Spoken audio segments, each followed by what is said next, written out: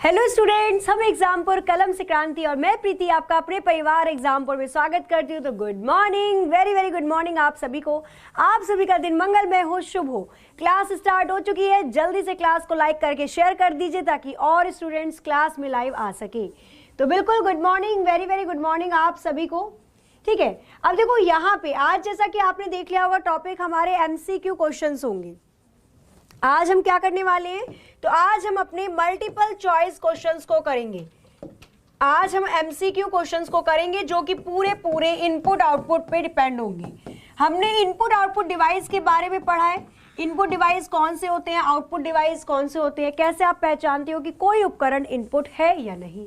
तो अगर कंप्यूटर के बाहर का डेटा कंप्यूटर के अंदर आ रहा है तो वो डिवाइस इनपुट कहलाता है, और अगर कंप्यूटर के अंदर का डेटा कंप्यूटर के बाहर जा रहा है तो वो डिवाइस आउटपुट कहलाता है। क्लियर? चलो तो स्टार्ट करते हैं क्वेश्चन नंबर 1 के साथ आज के सेशन को। आज साइंस की क्लास क्यों नहीं हुई? आज साइंस की क्लास इसलिए नहीं हो पाई, मैम को ना थोड़ी सी गले में प्रॉब्लम थी, है ना। तो पूर्णिमा मैम की थोड़ी तबीयत ठीक नहीं थी, इस वजह से क्लास नहीं हो पाई, बट कल से वो बिल्कुल कंटिन्यू रहेगी। ठीक है, चलो अब देखो यहाँ पे क्वेश्चन नंबर 1 आपके स्क्रीन पर ये रहा और क्या दे रखा है, दिख रहा है ना क्वेश्चन नंबर 1। ओके चलो, joystick typically have a button on dash that is used to select the option pointed by the cursor। क्या दे रखा है? जॉयस्टिक को या जॉयस्टिक में आमतौर पर कहाँ बटन होता है जिसका उपयोग कर्सर के द्वारा इंगित विकल्प को चुनने के लिए किया जाता है? बॉटम, लेफ्ट, राइट या टॉप? क्वेश्चन नंबर 1 के लिए कौन सा ऑप्शन करेक्ट हो जाएगा बताना है आपको यहाँ पे। बिल्कुल, अब जल्दी से अब आंसर करना शुरू कर दीजिए। यहाँ पे आंसर आना स्टार्ट भी हो गया है। ओके, डी आंसर आ रहा है यहाँ पे, डी आंसर आना स्टार्ट हो गया है। तो अगर हम बात करते हैं यहाँ पे क्वेश्चन नंबर 1 की, तो नो डाउट यहाँ पे ऑप्शन डी टॉप बिल्कुल सही हो जाएगा।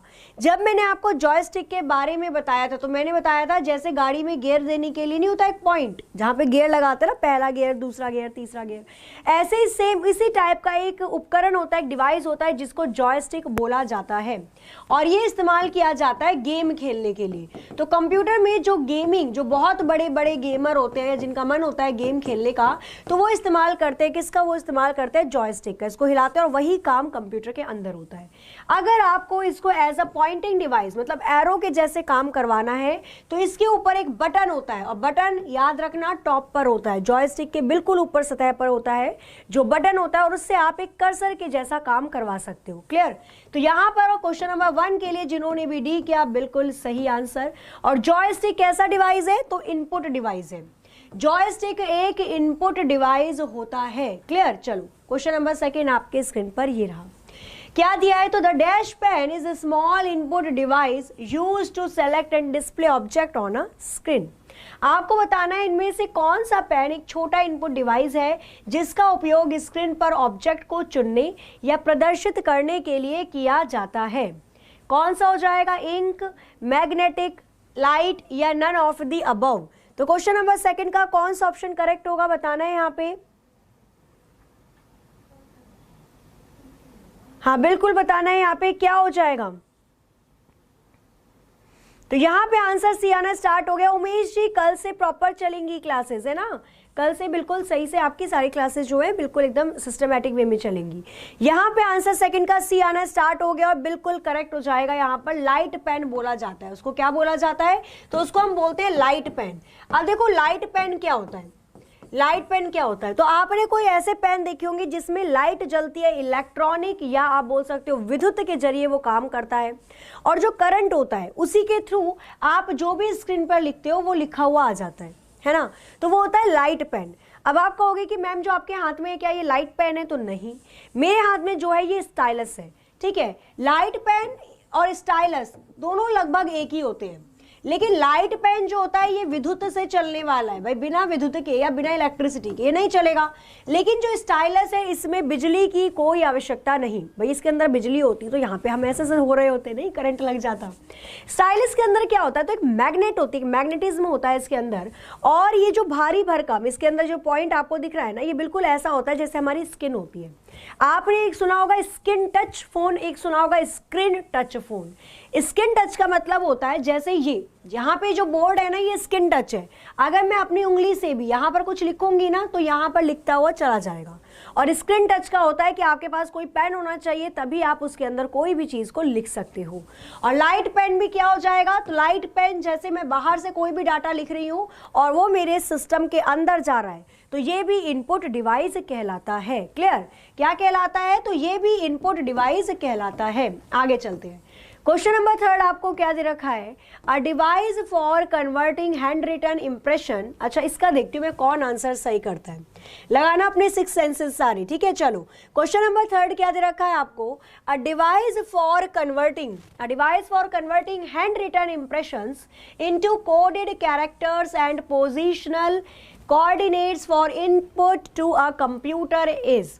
कंप्यूटर पर इनपुट के लिए कोडित वर्णों और स्थितीय निर्देशांक में हस्तलिखित छापों को परिवर्तित करने के लिए इनमें से कौन सा उपकरण होता है, टच पैनल, माउस, वैंड या फिर राइटिंग टैबलेट।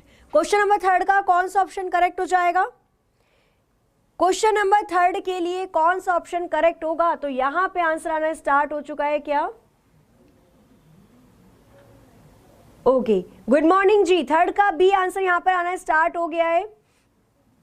हाँ, सिंगर और सिम्बा, जैसे कि आपको पता ही है। ठीक है, तो सर ने बहुत ही बचपन से, जब वो बहुत छोटे छोटे थे ना, तब से सर ने उसको बहुत, सर ने क्या पूरे एग्जाम पढ़ने ना, सर के बहुत ही ज़्यादा क्लोज थे सर, उनके साथ ही बैठ के मतलब सारी चीज़ें थी।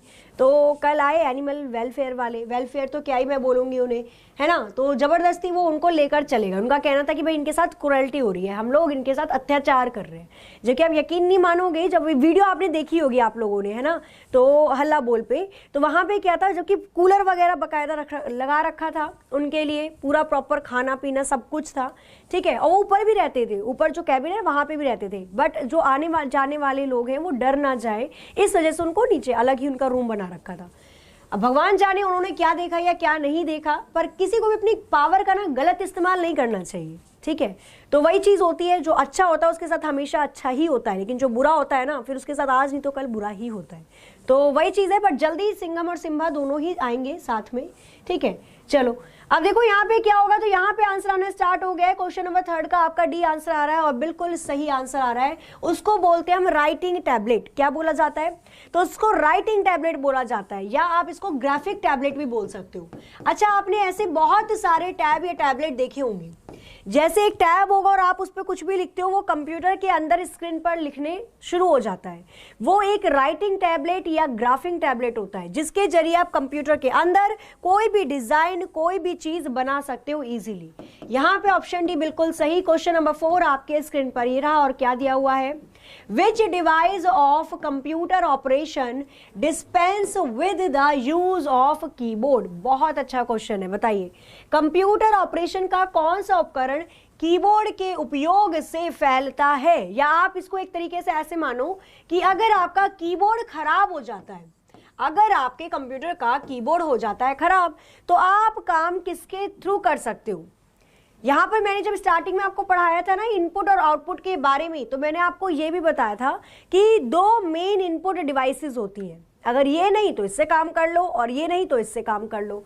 तो यहाँ पे कीबोर्ड को किससे रिप्लेस किया जा सकता है, हाँ मैं भाई बिल्कुल, मेरी तबीयत ठीक है, अब मेरा गला बिल्कुल सही हो रखा है। 4 का सी आंसर यहाँ पे आना स्टार्ट हो गया है, बिल्कुल ठीक यहाँ पे आंसर कर रहे हो आप लोग। कीबोर्ड नहीं तो माउस के द्वारा काम किया जाता है। ऑप्शन सी इसका करेक्ट हो जाएगा, माउस, जिसमें राइट क्लिक, लेफ्ट क्लिक और स्क्रॉल वाला बटन होता है। 1964 में डगलस एंगलबर्ट के द्वारा इसको क्या किया गया था, तो इसको इन्वेंट किया गया था। डगलस एंगलबर्ट जी के द्वारा इसको इन्वेंट किया गया था, माउस की अगर बात करते हैं तो। और कहीं आपको डगलस एंगलबर्ट ना मिले तो विलियम इंग्लिश कर लेना, दोनों ही फ्रेंड थे। ठीक है, चलो क्वेश्चन नंबर 5। क्वेश्चन नंबर 5 आपको क्या दे रखा है, तो the device primarily used to provide hard copy is the. बताना है आपको, हार्ड कॉपी प्रदान करने के लिए मुख्य रूप से उपयोग किया जाने वाला उपकरण कौन सा होता है। जल्दी से जल्दी आंसर करना है, रैपिड फायर राउंड करते हैं यहाँ पे, जल्दी से आंसर करना है आप सभी को। बताइए, हार्ड कॉपी अगर आपको लेनी है तो आप इनमें से किसका इस्तेमाल करते हो, सीआरटी, कंप्यूटर कंसोल, प्रिंटर या कार्ड रीडर। तो क्वेश्चन नंबर 5 के लिए कौन सा ऑप्शन करेक्ट हो जाएगा, तो यहाँ पे आंसर आना स्टार्ट हो गया है, सी आंसर आ रहा है, प्रिंटर आ रहा है। ओके ओके, बाद में बताऊंगी बाकी बातें, पहले अभी पढ़ाई पर पूरा ध्यान देते हैं। तो यहाँ पे आंसर आपका स्टार्ट हो गया आना सी, प्रिंटर, जो कि बिल्कुल ठीक है। क्या हो जाएगा इसका ऑप्शन सी, प्रिंटर, बिल्कुल करेक्ट हो जाएगा। देखो सीआरटी की अगर मैं बात करती हूँ तो सीआरटी की फुल फॉर्म होती है कैथोड रे ट्यूब। सीआरटी की फुल फॉर्म क्या होती है, कैथोड रे ट्यूब। क्लियर। चलो, कंप्यूटर कंसोल, जहां पे कमांड प्रॉम्प्ट जो भी चीजें आप रन करवाते हो वो वहीं पर जाकर काम करती है ना, पावर में आती है। कार्ड रीडर, जो डेबिट कार्ड या क्रेडिट कार्ड है उसको पढ़कर सारी ट्रांजैक्शन करने वाली मशीन। और प्रिंटर की अगर मैं बात करती हूँ तो प्रिंटर आपके दो प्रकार के होते हैं। प्रिंटर कौन कौन से प्रकार के होते हैं, तो दो होते हैं। एक होता है आपका इम्पैक्ट प्रिंटर, जो कि बहुत आवाज करता है, और एक होता है आपका नॉन इम्पैक्ट प्रिंटर, जो कि आज के मॉडर्न टाइम का प्रिंटर है। इम्पैक्ट प्रिंटर की अगर मैं बात करती हूं तो इसके अंदर आता है आपका Daisy wheel printer, Daisy wheel printer. इसके अंदर आता है आपका डॉट मैट्रिक्स प्रिंटर, इसके अंदर आता है आपका लाइन प्रिंटर, और इसके अंदर ही आता है आपका ड्रम प्रिंटर। कौन सा आता है, ड्रम प्रिंटर। क्लियर। ये पहले के प्रिंटर थे जो बहुत आवाज करते थे, लेकिन आज भी आप देखोगे तो बहुत जगह इनका इस्तेमाल होता है। जैसे कोर्ट कचहरी के आगे इन्हीं का इस्तेमाल होता है, कचर कचर कचर कचर आवाज आती है ना। और क्यों इस्तेमाल करते हैं वहां पे अब भी, जबकि लेजर प्रिंटर आ चुके हैं। वो इसलिए किया जाता है क्योंकि देखो कोर्ट में अगर कोई भी केस गया है तो बहुत टाइम तक वो चलता है ना। प्रूफ चाहिए उनको, सबूत चाहिए, तो बहुत टाइम तक चलता है। तो उनकी जो पेपर में लगी हुई इंक है वो ना हट जाए, इस वजह से वो टाइपराइटर या इसके थ्रू ही काम करते हैं। नॉन इम्पैक्ट प्रिंटर, जो कि अब मॉडर्न आधुनिक युग के प्रिंटर हैं, जैसे लेजर प्रिंटर, जैसे इंक जेट प्रिंटर, जैसे आपका हो गया थर्मल प्रिंटर। तो ये कुछ उदाहरण है आपके, अगर मैं बात करती हूँ यहाँ पे नॉन इम्पैक्ट प्रिंटर की। क्लियर। चलो नेक्स्ट क्वेश्चन देखते हैं। स्क्रीनशॉट लेना है तो जल्दी से ले लेना, ठीक है। स्क्रीनशॉट लेना है तो जल्दी से ले लेना, फिर हम नेक्स्ट क्वेश्चन की तरफ मूव करते हैं। क्वेश्चन नंबर 6 देखते हैं। चलिए, तो यहाँ पे देखो क्वेश्चन नंबर 6 क्या दे रखा है आपको। तो इसमें पूछा गया है आपसे, dot matrix, inkjet and laser are all type of which computer peripherals. चलो बताओ, यहां पे बताना है आपको डॉट मैट्रिक्स, इंक जेट और लेजर सभी प्रकार के कंप्यूटर के कौन से बाह्य उपकरण में से एक हैं। क्या ये सारे सॉफ्टवेयर हैं, क्या ये सारे मॉनिटर हैं, क्या ये सारे कीबोर्ड हैं, या प्रिंटर हैं। तो क्वेश्चन नंबर 6 का कौन सा ऑप्शन करेक्ट हो जाएगा। क्वेश्चन नंबर 6 के लिए कौन सा ऑप्शन करेक्ट होगा। और ये भी चीज ध्यान में देना, यहां तो चलो इसको अलग अलग करके दे दिया तो आप पकड़ लोगे कि भाई जाहिर सी बात है ये क्या होंगे। तो आंसर भी आना स्टार्ट हो गया, ए मतलब प्रिंटर होंगे। बिल्कुल ठीक। ये क्या होंगे, तो ये सब के सब आपके प्रिंटर होंगे। भाई जिनका आंसर ठीक होता जा रहा है आप लोग लाइक भी करते रहना क्लास को। जिनका आंसर ठीक होता जा रहा है पता चल जाएगा कितने स्टूडेंट में से कितनों का आंसर ठीक है। चलो, तो यहाँ पे अगर मैं बात करती हूँ तो यहाँ पे तो आपको डायरेक्टली दे रखा है कि प्रिंटर, समझ गए आप। लेकिन क्वेश्चन में ये लिखकर आपको ऑप्शन में ये भी दे सकता है कि ये सारे के सारे इम्पैक्ट प्रिंटर हैं या ये सारे के सारे नॉन इम्पैक्ट प्रिंटर है। तो वहां पर देख लेना, ठीक है। ये सारे के सारे कैसे प्रिंटर हो जाएंगे, तो नॉन इम्पैक्ट प्रिंटर हो जाएंगे। चलिए, सॉफ्टवेयर की मैं बात करती हूँ तो सॉफ्टवेयर होते हैं दो प्रकार के। सॉफ्टवेयर वो सारी चीजें होती हैं या वो सारे प्रोग्राम होते हैं जो टचेबल नहीं होते, जिनको आप छू नहीं सकते, लेकिन काम करते हैं हम उस पर। सॉफ्टवेयर दो प्रकार के होते हैं। कौन कौन सा, तो एक होता है सिस्टम सॉफ्टवेयर, जो पहले से ही आपके कंप्यूटर के अंदर डले हुए आते हैं। जैसे क्या हो गया, जैसे ऑपरेटिंग सिस्टम हो गया। तो ये सारी चीजें, जैसे आपका लैंग्वेज कन्वर्टर हो गया, इंटरप्रेटर, कंपाइलर, तो ये चीजें जो पहले से डलकर आ रही हैं ये सिस्टम सॉफ्टवेयर होती है। और एक होता है आपका एप्लीकेशन सॉफ्टवेयर। ये वो सॉफ्टवेयर है जिनको हम लोग मतलब यूजर अपनी जरूरत के अनुसार गूगल प्ले स्टोर पर जाकर डाउनलोड करते हैं। जैसे आप लोग ने एग्जामपुर ऑफिशियल ऐप डाउनलोड कर रखा होगा, है ना। और वहीं से मेरे को याद है भाई, एग्जामपुर ऑफिशियल ऐप के लिए अभी बताती हूँ वॉर्म के बारे में, वेट करना।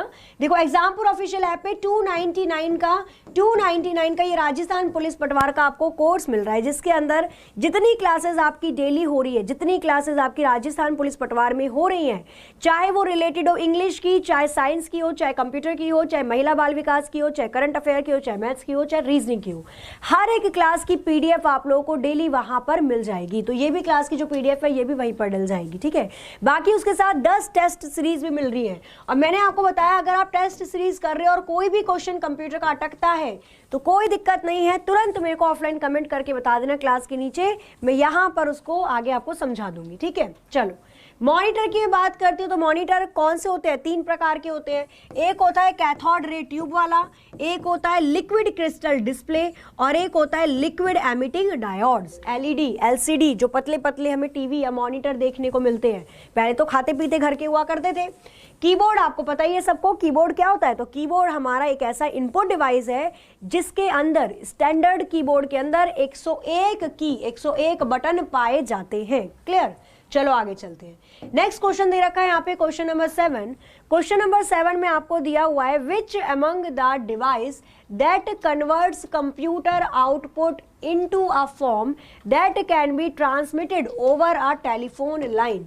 अच्छा, ये कुछ अलग क्वेश्चन आ गया बट कोई नहीं, आपको आंसर करना है यहाँ पे। ठीक है, मैं इसको एक बार दोबारा से एक्सप्लेन कर दूंगी। चलिए बताइए, क्वेश्चन नंबर 7 दे रखा है कौन सा उपकरण जो कंप्यूटर आउटपुट को एक ऐसे रूप में परिवर्तित करता है जिसे एक टेलीफोन लाइन पर प्रेषित किया जा सकता है?